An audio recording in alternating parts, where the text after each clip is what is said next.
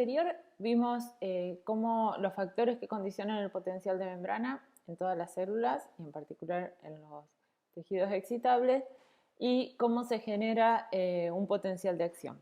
Ahora vamos a ver cómo se conduce ese potencial de acción a través de la membrana. También dijimos que las células excitables eran capaces de generar señales eléctricas que se transmitían sin decremento a lo largo de su membrana y podían o generar un efecto en la misma célula o comunicar información a una segunda célula. Bueno, ahora vamos a ver cómo una vez generado un potencial de acción se puede conducir a través de la membrana con el fin de, transmitir la información que está codificada en la frecuencia de disparos de esos potenciales de acción.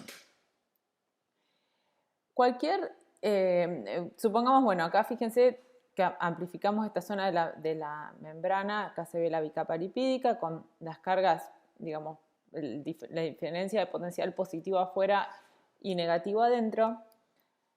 Supongamos que se genera, por algún motivo, se abren canales catiónicos que permitan la entrada de cargas positivas hacia el interior de la célula y se produce una despolarización de la membrana. Sea este potencial un potencial local, un potencial subumbral o un potencial de acción, la transmisión de esta diferencia de potencial que se genera hacia zonas vecinas es por difusión lateral de cargas, lo que se conoce como flujo de circuitos locales, y este tipo de conducción se llama conducción electrotónica. Este tipo de conducción, lo que es intrínseco, a los procesos difusivos,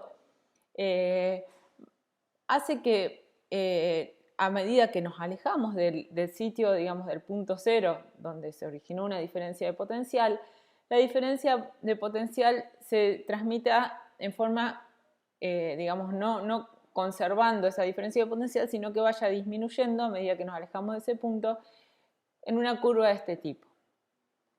Con el fin de tener algún parámetro para evaluar la eficiencia en la cual se conduce una diferencia de potencial por conducción electrotónica a lo largo de la membrana, se usa la denominada constante de longitud, que es la longitud, o sea, la distancia a la cual una diferencia de potencial se reduce a la mitad. O sea, en este caso, por ejemplo, si la diferencia de potencial máxima, el potencial que se había originado en el sitio cero, la distancia desde ese sitio cero hasta el punto donde esa diferencia de potencial es la mitad que el original. Entonces, mientras esa constante de longitud sea mayor, quiere decir que el potencial se conduce en forma más eficiente, o sea que se conduce a una distancia más larga antes de reducir a la mitad de su magnitud original. ¿De qué depende esa constante de longitud?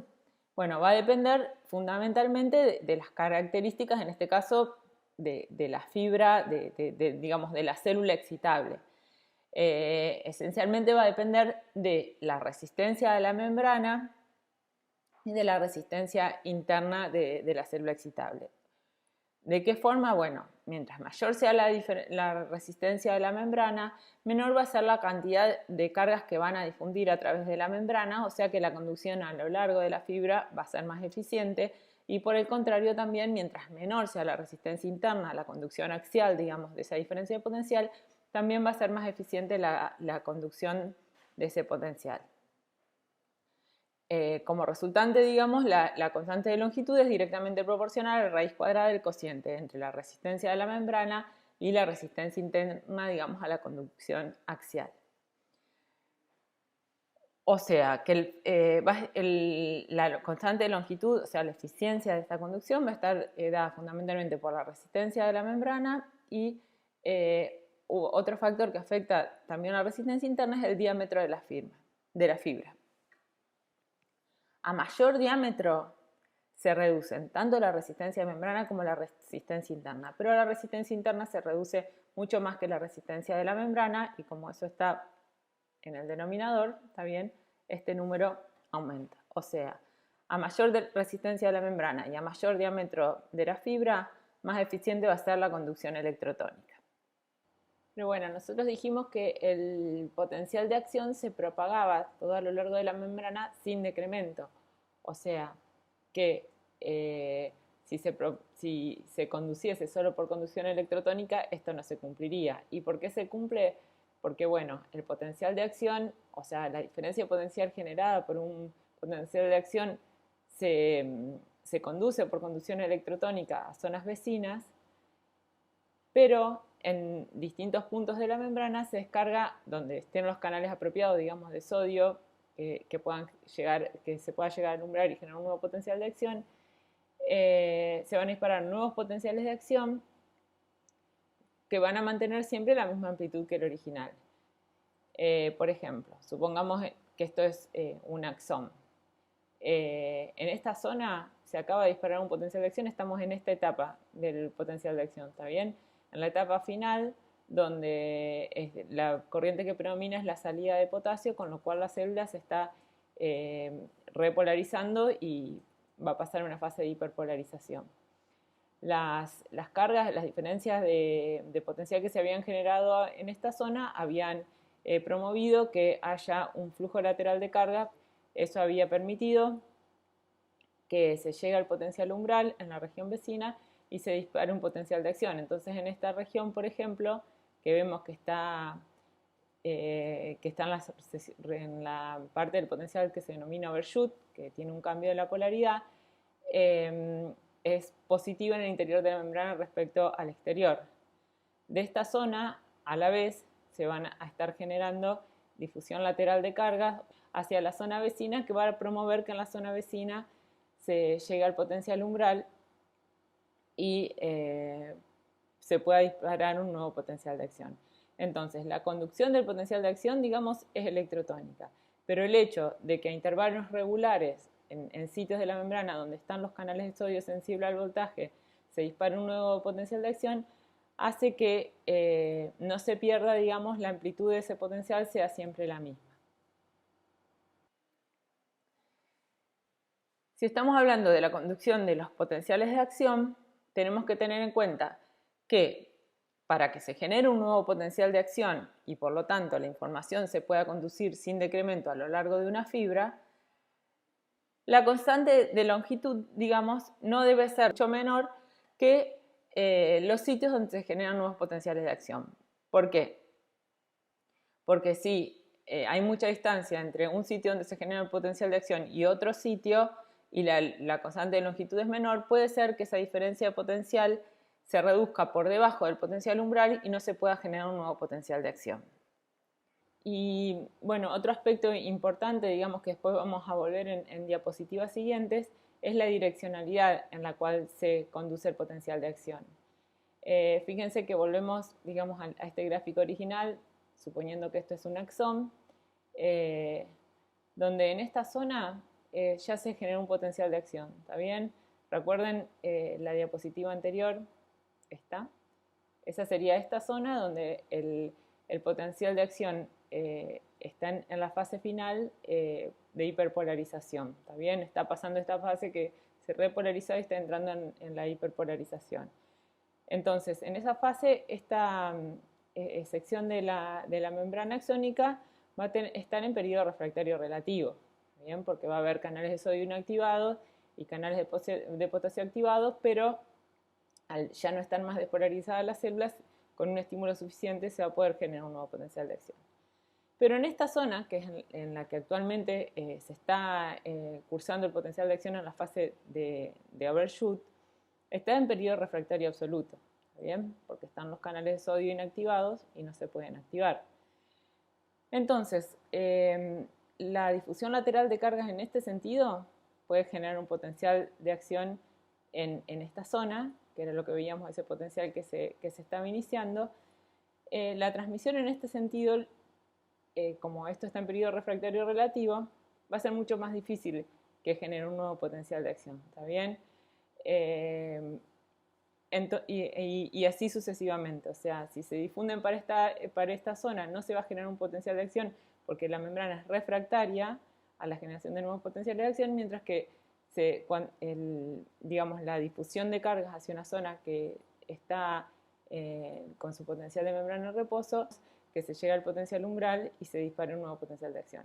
O sea, eso es lo que asegura la direccionalidad en la transmisión de los potenciales de acción. Otro factor que es importante para digamos, para que sea eficiente la transmisión de información a través de los potenciales de acciones es el factor cinético, digamos, el tiempo que lleva en transmitirse esa información. Porque si la transmisión es poco eficiente, o sea, el tiempo es muy largo, puede ser que la respuesta no se produzca con el timing necesario. Los mismos factores que condicionan la constante de longitud van a condicionar también la velocidad, digamos, en la conducción del potencial de acción. A mayor eficiencia, o sea, mayor constante de longitud, va a ser mayor la velocidad de transmisión de la información, digamos, sea un potencial subumbral o un potencial de acción, y por lo tanto se va a transmitir digamos, en un tiempo menor. En este sentido, los distintos organismos tienen distintas metodologías, digamos, o distintos mecanismos para lograr una velocidad apropiada a la conducción de los potenciales de acción. Por ejemplo, en el axón gigante de Calamar, que tiene un diámetro de aproximadamente 500 micras, ese diámetro tan grande permite una conducción eficiente, lo que permite que tenga una velocidad de conducción de aproximadamente 20 metros por segundo. En los animales vertebrados, el diámetro de las fibras es mucho menor. O sea, por ejemplo, para una fibra de 2 micras, que es un tamaño, por ejemplo, de algunos axones de vertebrados, la velocidad de conducción sería, digamos, usando lo que les dije del axón gigante de Calamar, de 2 metros por segundo, lo cual para algunas respuestas es demasiado lento.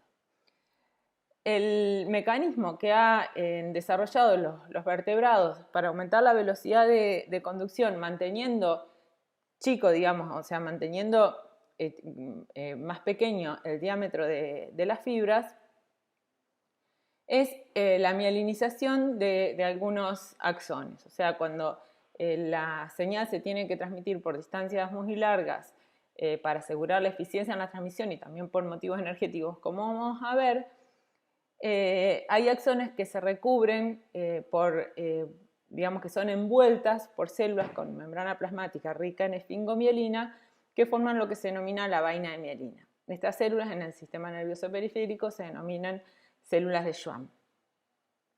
De este modo, los axones pueden quedar cubiertos desde algunas hasta 100 capas de membrana, lo cual produce un efecto aislante, ¿está bien? O sea, aumentan mucho la resistencia de la membrana al flujo de carga. Esto va a hacer que disminuya la capacitancia y que aumente la constante de longitud. Si nosotros esto, que es un corte transversal, fíjense, este es el axón, estas serían las distintas vueltas de membrana de la célula de Schwann y este sería el núcleo de la célula de Schwann, si esto giramos 90 grados y lo vemos de costado, vamos a ver que hay zonas del axón que están recubiertos por una célula de Schwann, y entre célula de Schwann y célula de Schwann hay zonas que no están recubiertas, que son los que se denominan nodos de Ranvier. Los nodos de Ranvier, como dije recién, no están mielinizados, son espacios mucho más cortos que los espacios donde están las células de Schwann, y son ricos en canales de sodio y de potasio. Por lo tanto, son en los nodos de Ranvier, que tienen mucho menor resistencia a la membrana y que son ricos en estos canales que responden a voltaje, donde se desarrollan, donde se disparan, digamos, los potenciales de acción. De esta forma, los potenciales de acción se generan en un nodo de Ranvier y se conducen en forma electrotónica hasta el nodo de Ranvier siguiente. Fíjense que acá está graficado tiempo versus distancia. Fíjense como en un nodo de Ranvier para una distancia relativamente corta aumenta mucho el tiempo, mientras que en las zonas cubiertas por la vaina de mielina aumenta poco el tiempo para una distancia mucho más larga. ¿Eso por qué? Porque la conducción electrotónica que se da en la parte mielinizada es muchísimo más rápida que la conducción a nivel de los nodos de Ranvier. Este tipo de conducción entonces asegura mayor velocidad de conducción y menor consumo energético. ¿Por qué? Porque al dispararse los potenciales de acción únicamente a los nodos de Ranvier, las bombas sodio-potasio ATPasa, que en el caso de algunas neuronas representan el consumo hasta un 70% del ATP generado en la célula, solo se concentran sobre todo ahí. Por lo tanto, es menor la necesidad de la actividad de la bomba sodio-TPDasa para reponer, digamos, las concentraciones intracelulares y extracelulares de sodio, y eso representa un menor consumo energético. Este tipo de conducción, donde se producen los potenciales de acción en los nodos de Rambier y se transmiten por longitudes mucho más largas en comparación a las que representan los nodos de Rambier, como conducción electrotónica, se conoce como conducción saltatoria. Es como que salta de un nodo de Rambier al otro. Un ejemplo típico de neuronas con axones mielinizados son las neuronas motoras que inervan el músculo esquelético. Cuando hay distintas patologías que pueden conducir a la pérdida parcial de la vaina de mielina, por ahí en algunas zonas. Algunas, las más conocidas por ahí son la esclerosis múltiple, pero también, por ejemplo, puede ocurrir en la diabetes, que se produzca desmielinización de determinadas zonas de los axones, lo cual puede llegar a ocurrir que la conducción sea tan ineficiente que cuando se llegue a la zona donde se debe generar un nuevo potencial de acción, por ejemplo, desde acá hasta acá, la corriente no llegue, digamos, la diferencia de potencial no alcanza el potencial umbral y no se pueda disparar un nuevo potencial de acción. Por lo tanto, que no se llegue, digamos, a liberar, a producir la señal, digamos, a transmitir eficientemente la señal que había que transmitir. Bueno, entonces vimos de qué depende el potencial de membrana, cómo se generan los potenciales de acción y cómo se conducen a lo largo de la membrana.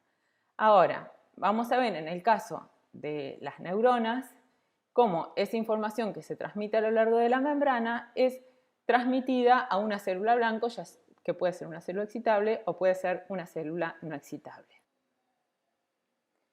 Bien, ¿cómo se transmite ahora, dijimos, la información desde una neurona a una célula blanco? Hay dos tipos de sinapsis, las sinapsis eléctricas y las sinapsis químicas. Las sinapsis eléctricas se dan directamente por la conducción, digamos, de la corriente eléctrica desde una célula a otra a través de uniones intercelulares de baja resistencia al flujo de iones, que son denominadas uniones GAP. En estas uniones hay canales iónicos inespecíficos, digamos, que permiten el paso de iones y de agua, que están formados por dos hemicanales. Fíjense, supónganse que esta es la célula presináptica y esta es la célula postsináptica. Hay un hemicanal en la membrana de la presináptica y un hemicanal en la membrana de la postsináptica que están, digamos, coordinados entre sí para formar el canal, y cada hemicanal está formado por 6 subunidades de conexina, que son las proteínas del canal. Estos complejos se denominan conexones.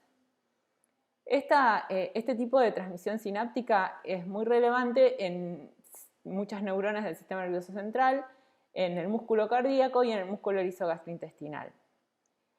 Aunque tiene por ahí menos posibilidades digamos, de diferencia en la respuesta que se puede generar, de diversidad en la respuesta, son sinapsis muy rápidas. O sea, la señal se transmite en forma muy rápida porque requiere solamente del flujo de iones a través de esas conexiones.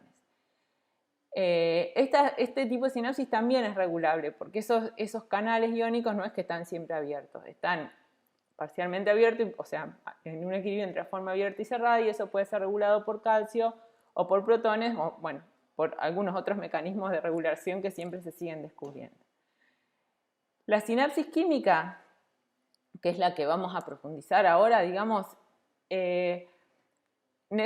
para que se produzca requiere una célula presináptica, o sea, una neurona que contenga vesículas conteniendo neurotransmisores en la terminal sináptica, y una célula postsináptica que tenga receptores para estos neurotransmisores. Y lo otro que va a requerir es que las dos células estén en cercanía, a diferencia de lo que ocurre con las hormonas, por ejemplo, que los efectos se pueden producir en células que están muy lejanas una de otra. La acción de los neurotransmisores es de proximidad. Fíjense acá, la hendidura sináptica ubica, digamos, la hendidura sináptica es el espacio entre la célula presináptica y la postsináptica, ubica, digamos, a la célula presináptica aproximadamente a 20 o 30 nanómetros de la célula postsináptica. Eso es muy próximo, digamos. Es similar por ahí a la distancia que hay en la sinapsis eléctrica.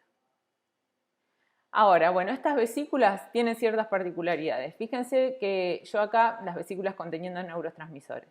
Grafiqué en celeste un tipo de vesículas y otro tipo de vesículas en negro. Los neurotransmisores clásicos, como la acetilcolina y la noradrenalina, se almacenan en vesículas denominadas vesículas claras digamos, por cómo se las ve por microscopía electrónica. Bueno, esos neurotransmisores acumulados en estas vesículas son sintetizados en la misma terminal sináptica. O sea, toda la maquinaria para sintetizar los neurotransmisores clásicos está presente en la terminal sináptica. En cambio, las otras vesículas que grafiqué como negro, que son denominados, los grafiqué en negro, pues son denominados gránulos densos, por cómo se ve en el microscopio electrónico, contienen otro tipo de neurotransmisores que son los neuropéptidos. Los neuropéptidos son sintetizados en el retículo endoplásmico, son modificados, o sea, como proteínas, son modificados en el Golgi, son proteolizados en péptidos, digamos, de hasta 40 aminoácidos, y son transportados desde el cuerpo celular, desde el cuerpo neuronal, hasta la terminal sináptica. Tanto los neuropéptidos como los neurotransmisores que están acumulados en este tipo de vesículas son liberados a la hendidura sináptica cuando llega un potencial de acción, y cómo ese potencial de acción induce la liberación la liberación de estos neurotransmisores y neuropéptidos contenidos en esa vesícula a través de la apertura de canales de calcio sensibles al voltaje. Recuerden que el calcio está más de 10.000 veces más concentrado en el medio extracelular que en el citosol. Por lo tanto, la apertura de canales, en este caso que responden a voltaje, va a permitir un rápido ingreso de calcio y el aumento de su concentración en los microdominios que estén cercanos a ese canal. ¿Cómo la entrada de calcio induce la liberación de los neurotransmisores? Bueno, son mecanismos distintos para los neurotransmisores clásicos que para los neuropéptidos. Que está más estudiado es el mecanismo de los neurotransmisores clásicos y brevemente se los voy a describir. Cuando se produce este aumento en la concentración de calcio, no es cualquier vesícula conteniendo neurotransmisor la que se une a la membrana presináptica liberando el neurotransmisor, sino que son vesículas que ya están doqueadas o estacionadas, digamos, en asociación con la membrana plasmática. Esa interacción, digamos, esa cercanía con la membrana plasmática está asegurada por interacción de proteínas presentes en las vesículas que contienen neurotransmisores, en las vesículas sinápticas, que se denomina BAMP. En este caso, la BAMP sería la sinaptobrevina, y proteínas que se denominan SNAP, que son proteínas que interaccionan con las BAMP y que están presentes en la membrana plasmática de la célula presináptica. En este caso, fíjense la proteína, esta sería la sintaxina.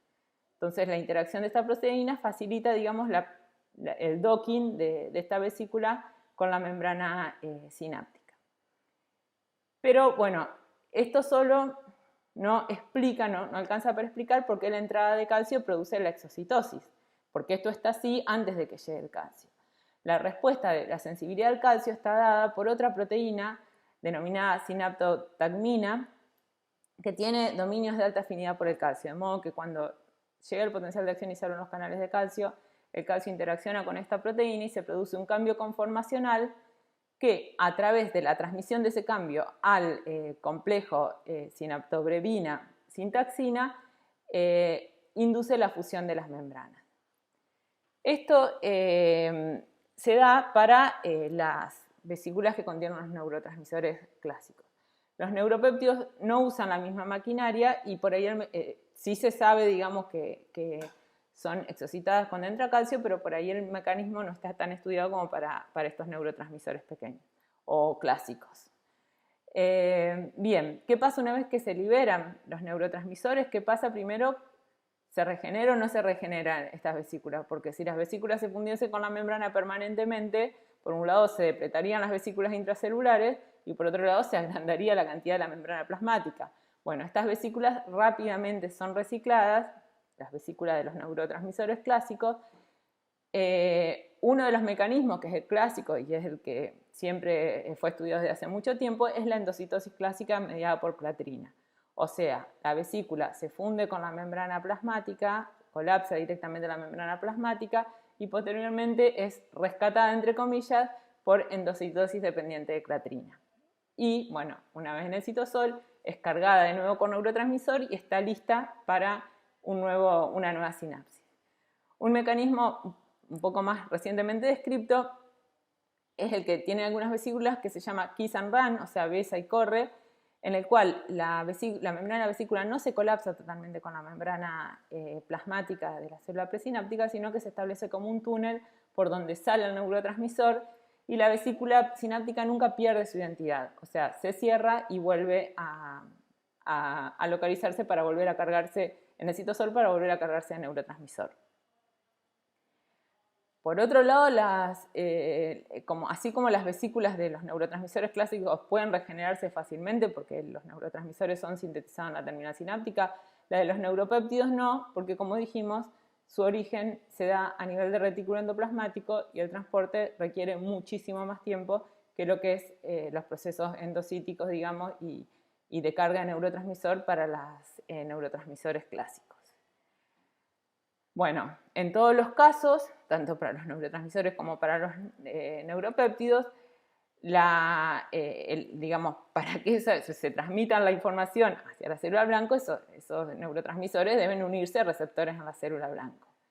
Y bueno, los receptores, en general todos los receptores de neurotransmisores son de dos tipos, o receptores asociados a proteína G o receptores que operan como canales. Eso después lo vamos a ver, digamos, más adelante a medida que veamos cada sinapsis en particular. Entonces ahora veamos este ejemplo de una sinapsis neurona-neurona. Después, digamos, en las próximas teorías vamos a ver los distintos tipos de sinapsis entre neuronas y músculo.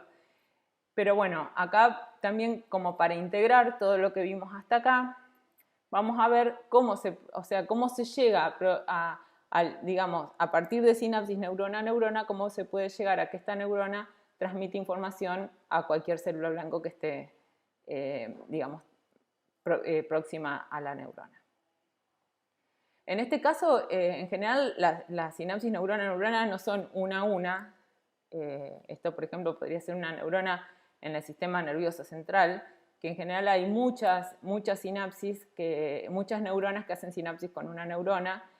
Y las sinapsis, las más frecuentes son las que se llaman axodendríticas, estas serían las dendritas. También hay sinapsis entre axones y el cuerpo de la neurona. En este caso yo grafiqué con verde sinapsis de las denominadas excitatorias y con rojo de las denominadas inhibitorias. Fíjense, en este caso una sinapsis excitatoria sería aquella que lleva a la apertura de canales iónicos que inducen la entrada de carga positiva, por lo tanto, digamos, haciendo la célula más excitable, mientras que las inhibitorias son las que inducen o la entrada de carga negativa o la salida de cargas positivas, produciendo hiperpolarización de la membrana. ¿Cuál es el efecto entonces que producen en la célula blanco? La sinapsis inhibitoria, este flujo, digamos, entrada de cargas negativas o salida de positivas, va a producir lo que se denomina un potencial inhibidor posináptico, que sería este tipo de potencial como vimos en el video anterior. O sea, se produce una hiperpolarización temporal de la membrana, en este caso de la membrana del cuerpo neuronal o de la dendrita. En el caso de la sinapsis excitatoria, la entrada de cargas positivas va a producir un potencial excitatorio posináptico, o sea, una despolarización temporal de la membrana posináptica. Estos PEPs y PIPs sufren sumación espacial y temporal. ¿Qué sería sumación temporal? Empecemos por la temporal. Que, por ejemplo, si se producen sucesivos, digamos, descargas de neurotransmisores que generan apertura de estos canales, supongamos este PEPs, un potencial se va a sumar temporalmente al otro, porque recuerden que a diferencia de con lo que ocurre de los potenciales de acción que tienen una amplitud única, este tipo de potenciales se pueden sumar, ¿está bien? Y lo mismo con los PIPs. Y sumación espacial serían, a medida que estos potenciales se conducen en forma electrotónica a lo largo de la membrana, cuando se encuentran con otro potencial generado por otra sinapsis, se van a sumar algebraicamente, digamos, los pips se van a restar y los peps se van a sumar. Cuando se llega al cono axónico, que es el sitio de donde, digamos, surge el axón, es el sitio con los umbrales, potencial umbrales más bajo. ¿Por qué? Porque tiene una alta concentración de canales de sodio sensibles al voltaje y de canales de potasio sensibles al voltaje. Así es que cuando llegan acá, la sumación de los peps y los pips, si llegan al umbral en esta zona que es la más sensible, van a generar un potencial de acción que se va a transmitir hacia, digamos, la terminal sináptica de esta neurona. Yo acá puse una flecha para allá, ¿está bien? ¿Por qué puse una flecha para allá en esa dirección? Porque si la conducción es electrotónica, el potencial generado en esta zona puede difundir en la otra dirección también. Y sí, de hecho puede difundir en la otra dirección, pero por un lado es más difícil que se generen potenciales de acción en el cuerpo neuronal porque en general no hay tanta concentración de canales de sodio y de potasio como para que se alcance el umbral fácilmente. De todos modos, podría ser que se genere un potencial de acción en esta zona, ¿está bien? Pero ese potencial no se propagaría de nuevo para este lado, o sea, por más que la conducción electrotónica permita que esa diferencia de cargas vuelva para acá, ¿por qué no se va a transmitir de nuevo, volver, digamos, a sumar acá? Porque en general, cuando llega acá, esto va a estar todavía en periodo refractario absoluto, y por lo tanto no se va a poder generar un nuevo potencial de acción generado por esa, digamos, transmisión. O sea, en general se considera que la transmisión de potenciales de acción es unidireccional. ¿Está bien? Por ejemplo, ¿qué va a pasar en el axón? Se generó potencial de acción acá. Se llegó a esta zona donde es rica también en canales de sodio y potasio, se genera otro potencial de acción.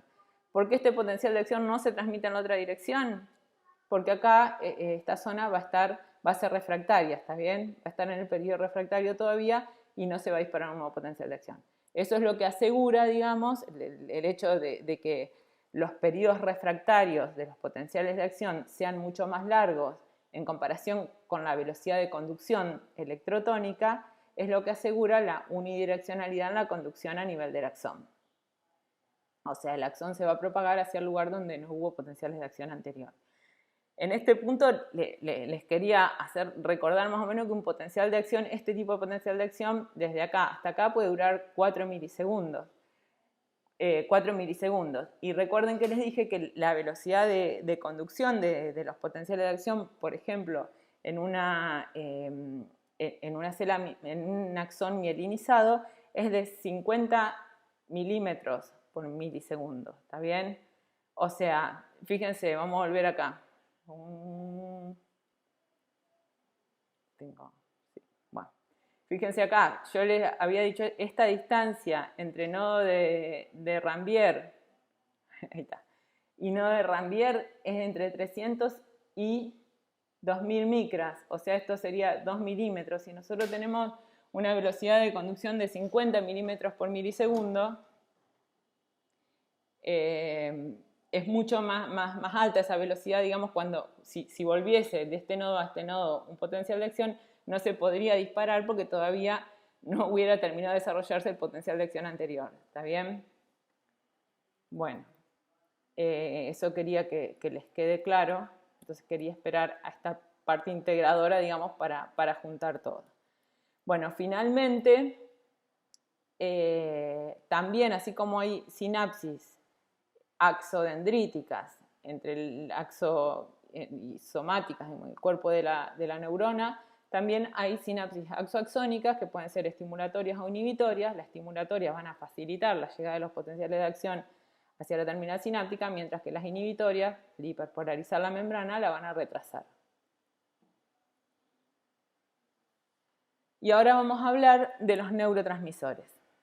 Yo dije que había todo el grupo de los que denominados neurotransmisores clásicos y estaban los neuropéptidos que eran sintetizados en el retículo endoplasmático y a partir de las proteínas generadas por proteólisis.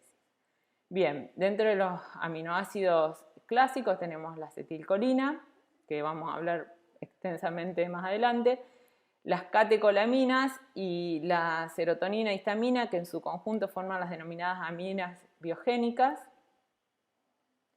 Los aminoácidos, glicina, GABA, que el GABA en realidad deriva del glutamato y el aspartato, y los nucleósidos, que son ATP y adenosina, que estos en general el ATP coexiste en las vesículas sinápticas y es liberado junto con los otros neurotransmisores. Y dentro de la familia de neuropéptidos tenemos los péptidos opioides y estructuralmente se agrupan en estos grupos que puse: polipéptido intestinal vasoactivo o PIB, secretina, glucago, y este que se llama PIG, como chancho, péptido inhibidor gástrico, y bueno, y la colecistoquinina, la gastrina, la somatostatina, que también tienen relevancia a nivel gastrointestinal, pero en ese caso no son secretados como neuropéptidos, sino como hormonas. Y estos todos también tienen efectos centrales, que ahí es donde actúan como neurotransmisor también. Y el neuropéptido I, que es secretado también por muchas de las neuronas periféricas que tienen, digamos, que usan noradrenalina como neurotransmisor. Eso también lo vamos a ver un poquito más adelante. Dentro de esto voy a hacer algunos comentarios de algunos que después no vamos a volver a ver, pero que tienen relevancia, digamos, en la regulación de distintos procesos y son blancos farmacológicos, digamos, que son la serotonina, que la serotonina es sintetizada a partir del triptofano, también se denomina 5-hidroxitriptamina, que la serotonina tiene mucha importancia en la regulación del sueño y del comportamiento a nivel central. La serotonina actúa a través de distintos tipos de receptores, pueden ser receptores acoplados a proteína G o canales iónicos. Y bueno, y la histamina, que bueno, la dopamina después voy a volver a hablar, pero voy a comentar algo de la histamina. La histamina después la van a ver también que actúa también como hormona porque es secretada a nivel gastrointestinal, pero en este caso a nivel central actúa como neurotransmisor. También actúa en la regulación de la liberación de otros neurotransmisores, en la regulación del sueño, por ejemplo, puede producir, los antihistamínicos de hecho pueden producir sueño, pero a nivel periférico, aparte de los efectos a nivel gastrointestinal, también recuerden que son secretadas por los glóbulos blancos durante la reacción inflamatoria y pueden ser mediadores de las reacciones alérgicas. De todos modos, acá, hablando como neurotransmisores, sus principales efectos son a nivel central. Y la histamina actúa a través de 3 tipos distintos de receptores, H1, H2 y H3, que son todos receptores acoplados a proteína G, a distintos tipos de proteína G. En cuanto a los aminoácidos, de estos 4 aminoácidos, la glicina y el GABA se dice que producen sinapsis inhibitorias, o sea, producirían PIPs, lo que vimos recién, y el glutamato y el aspartato, sinapsis excitatoria. Los más abundantes, o sea, los responsables del mayor número de sinapsis en el sistema nervioso central son el GABA y el glutamato. El GABA opera a través de receptores que son canales de cloruro, o sea, al unirse aumentan la permeabilidad del cloruro, entra el cloruro y porpolariza la membrana, o bien hay receptores de GABA que son acoplados a proteína G, que a su vez esas proteínas G cambian la permeabilidad al potasio, aumentan la permeabilidad del potasio y también inducen hiperpolarización de la membrana. La glicina son canales de cloruro, o sea, cuando se une la glicina aumenta la permeabilidad del cloruro y hiperpolariza la membrana. Y el glutamato tiene distintos tipos de transportadores, también tiene canales iónicos y transportadores asociados a proteína G. El ATP, después vamos a ver, también tiene distintos tipos de receptores, y la adenosina, que se produce en muchas terminales sinápticas como resultado del metabolismo de ATP, tiene, por ejemplo, receptores presinápticos que pueden ejercer un efecto modulador a nivel presináptico. Entonces ahora vamos a dar un poco de detalle de la sinapsis colinérgica.